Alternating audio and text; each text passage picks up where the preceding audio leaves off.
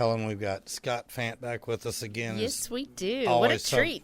It's always so much fun when Ian and Sandra come over. I mean, sometimes we get them when there's music going on over here, and sometimes they come over and it's just the four of us and we get to hang out, and it's always fun. And I miss Ryan not being here tonight. No, he's at work. So, anyway, you guys, Scott Fant. Yeah. Thank you.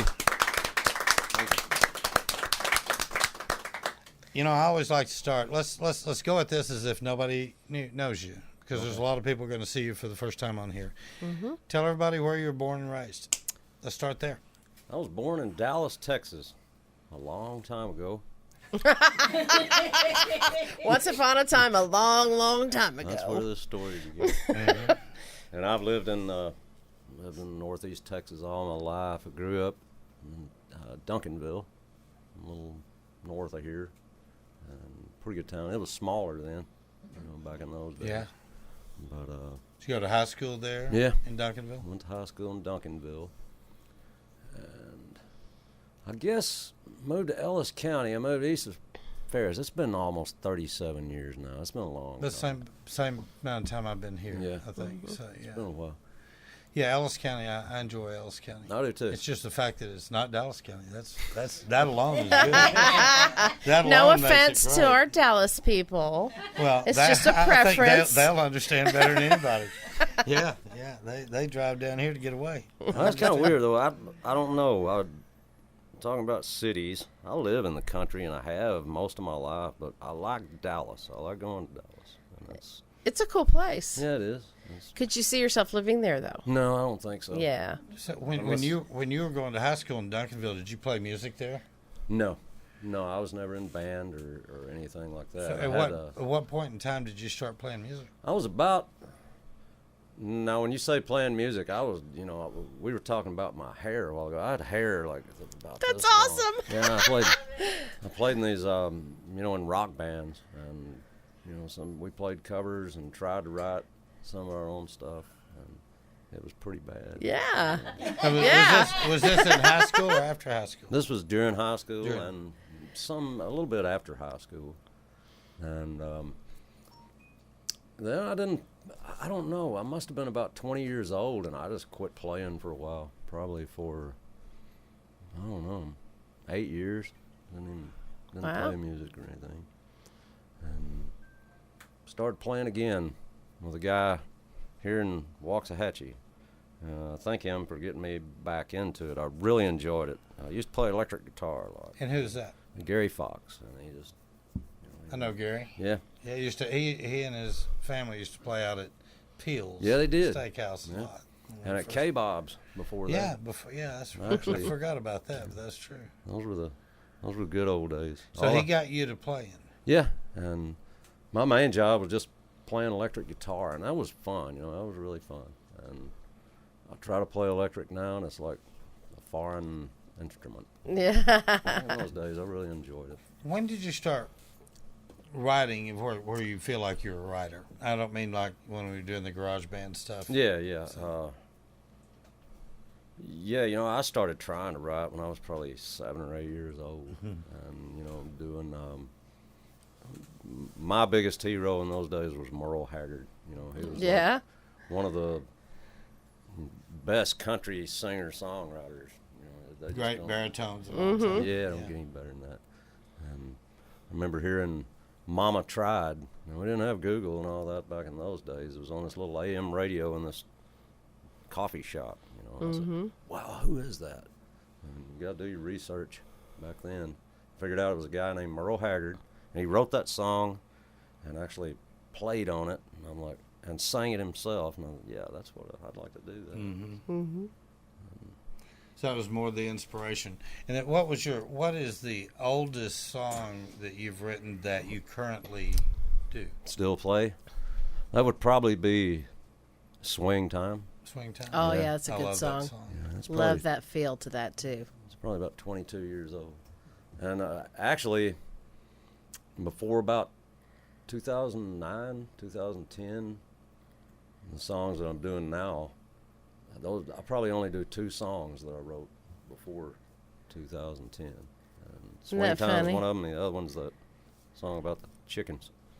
Yeah, the chicken I song. remember the That's a chicken great song. Yeah. You got so many good ones. The Doggone. Yardbird song. Yeah, it. that's Yeah, right. Yeah, I remember that.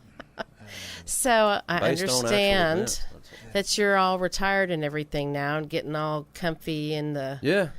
And I'm you're ready retired. to. You're ready to go now. Yeah. So have you been writing a lot more that you have downtime? It kind of comes. I write very slow, and I'll start a song, and it may take me 2 years to finish it. And I don't mean I'm sitting there for 2 years. I'll Right. go on to something else, and then maybe while you're writing a line for this song, you think about that song and say no. And it takes me sometimes a year to finish a song to really say I'm done. Yeah. What's the quickest song you ever wrote? I think 8 Pound Sledge was pretty fast. That one was like one night, probably in about 45 minutes, because I knew where I was going. A lot of times, if you know where you're going with something, but most of the time I've don't. always said write the last line first, and it's the easiest way to finish the song. I mean, really, honest.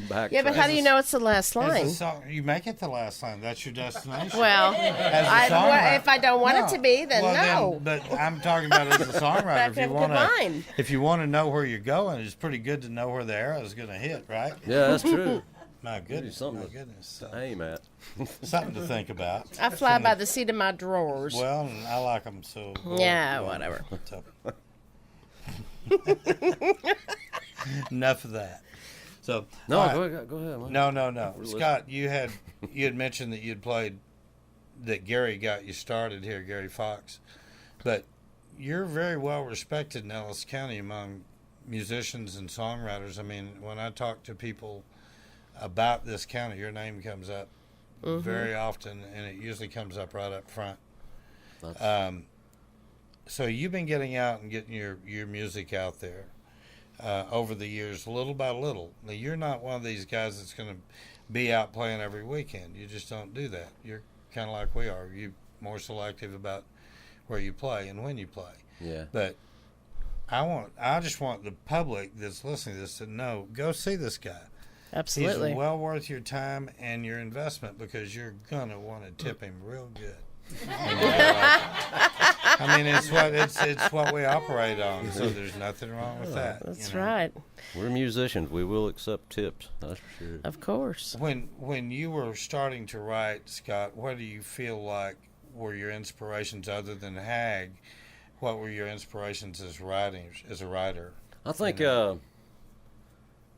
paying attention to what's going on around you, and boy, this is Write about what you see. write about what you know. That's an old one. I think maybe Guy Clark said that. Write about the things you know, and I always tried to do that.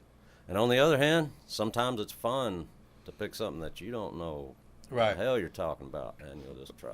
Yeah, and then do a little homework on it. Yeah. And We do a wrote story. Sailing like that. Yeah. Trying to we're not sailors, but we figured we could write a song about it if we did enough research. So, Oh, sure. So you've got when you start a song, do you find yourself usually doing it around the melody or the lyric? I think usually there's a line. You get a line in your head, the words, and So you write more from a title or a Yeah. beginning line? well, really, it's not really even that. You were talking about writing the last line first. yeah. Maybe I write right in the middle, like the third line or the third verse or something. I think, but you have you got a point there. You can, you can build from just one little phrase. Like a song I played earlier, Always Found a Way. That phrase had been in my head for years. I always found a way to break your heart. That's what I always thought.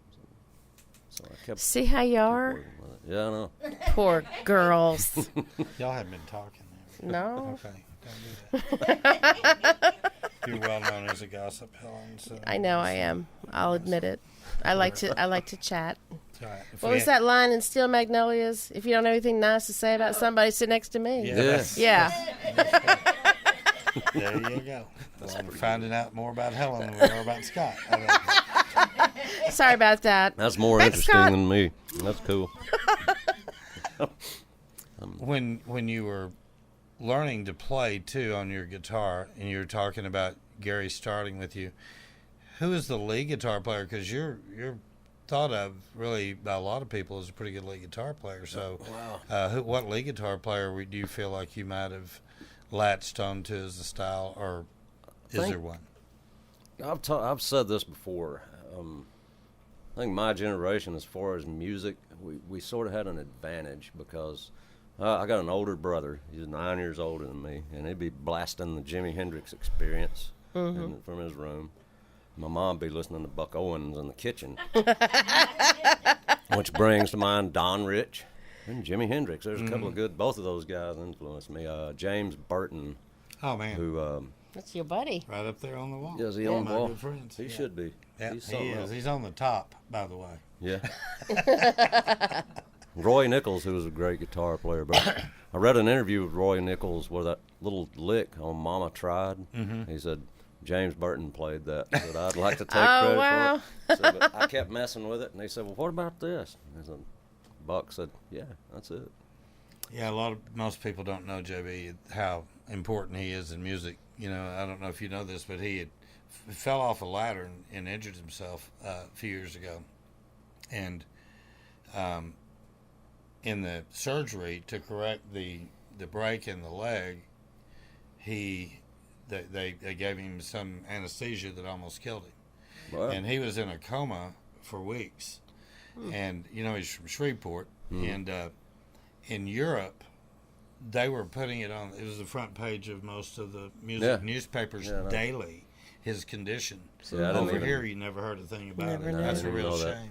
Yeah. All that stuff Real he did shame, with Elvis, you know. and he was just, Uh-huh. But he great. is He's a still legend. kicking, by the way. Oh, good. Still picking. There's so many of those old Telecaster players that are they're just outrageous. Jerry Roy Buchanan. Donahue, yeah, Roy Buchanan. Danny Gatton. Danny Gatton, that's the guy I was trying to think. It's just, I You listen start to talking him. about Telecaster. Albert Collins. Yeah. Master of the Telecaster, they call him. So, Scott, if a young person came to you and said, I think I want to be a songwriter, I think that's what I want to pursue, what would you tell them? Listen to as many different kinds of music and as many songs and different artists as you can. And you're not going to like it all. I mean, some of it you're going to like, but listen to anything you can listen to, from classical, old punk rock stuff is really great, you know, for lyrically and all that. Some of that stuff's really good. Just listen to everything you can. And don't, young people out there, if you want to be a songwriter, don't be a musical snob. Don't do the, I agree. a lot of people are Open up to everything. Yeah, Yeah. and be open to what Yeah. you hear around you. Because songwriting is subjective, It is. and it is to the listener. Yeah. So I agree with you 100%. Good words of advice. Yeah. Man, it's been good having you back with It us. has. It's been great, and thanks for all You y'all. will come in and do a show with us next year, won't you? And Oh, yeah. I've got something in mind that I'm Yes. working on. It's And a we really great idea. Talked about it earlier today, but we'll run it by the other guy, and Looking I forward already to it. know what his answer is going to be, but I'm not Yeah. going to say anything. Shut up, Randy. Okay. Thank you, everybody, for being with us. Keep tuning in. You are in the music room. With Scott Fant. Absolutely.